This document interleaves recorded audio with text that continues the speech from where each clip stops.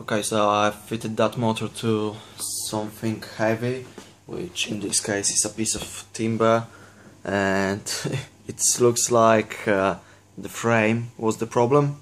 Let's have a look on that.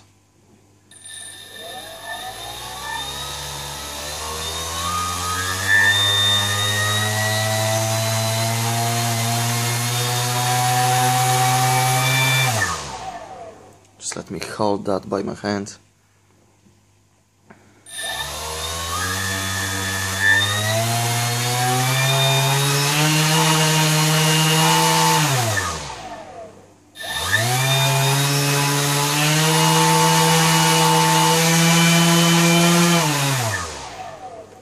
Just have to hold it pretty strong with my hand because those motors are so powerful, and I can't see any vibrations at all.